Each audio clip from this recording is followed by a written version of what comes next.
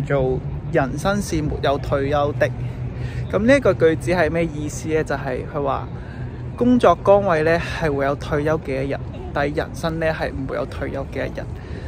因為呢，人生係應該不斷去探索新嘅事物，同埋去學習新嘅嘢，咁你先可以充實自己嘅人生。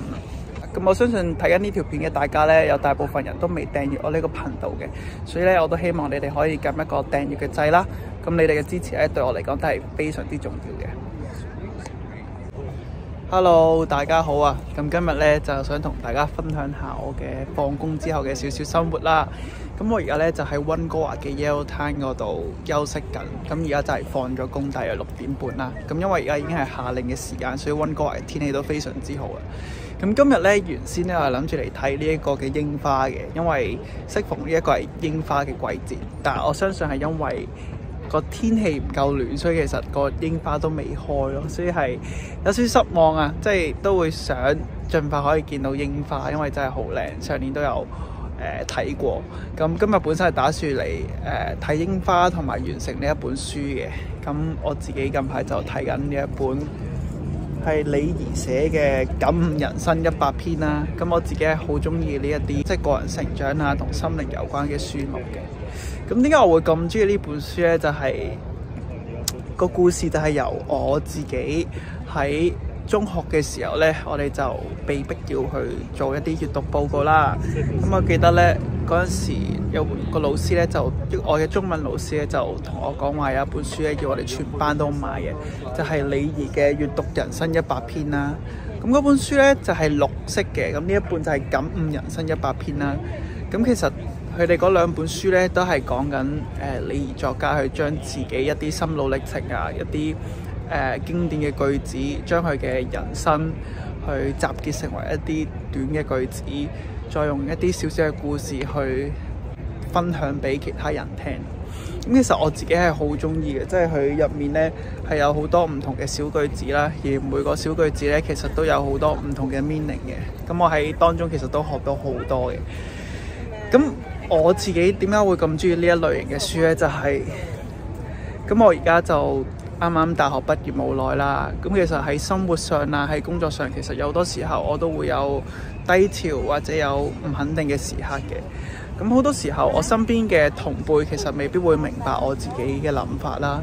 我身邊嘅同事或者可能比我年紀大嘅人都未必會有時間去同我即係可能傾下我嘅情緒啊，傾下我嘅困擾等等嘅，所以我覺得閱讀係可以幫到我喺心靈上，同埋喺一啲個人嘅疑惑上面係有啲答案可以解答到咯。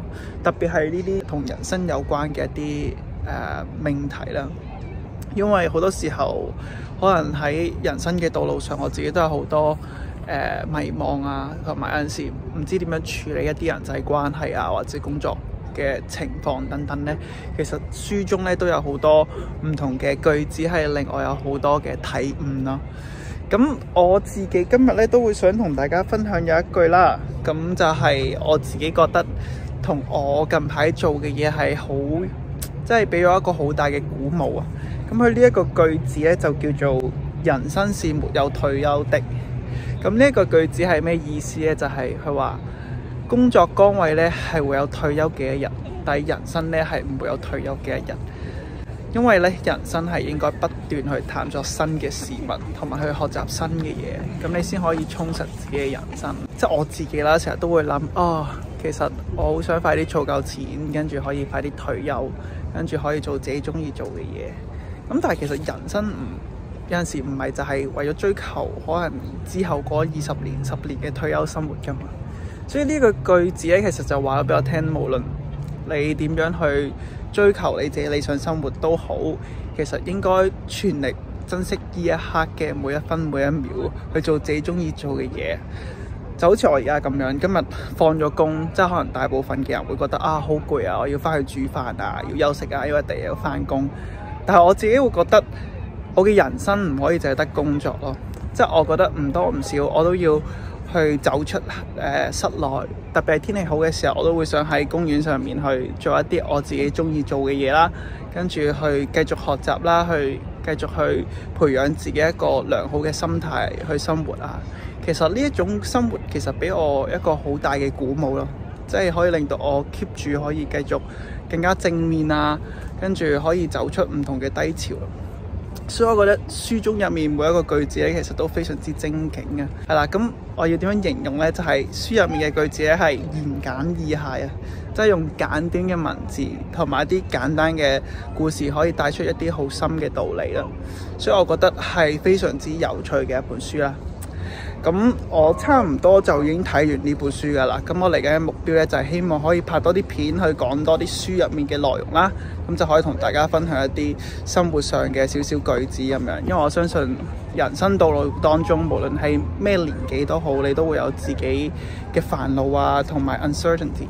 所以我就會覺得，如果我可以透過分享我喺書入面學到嘅嘢嘅話，對自己係一個好好嘅學習啦，亦都係對觀眾嚟講係一個好好嘅幫助。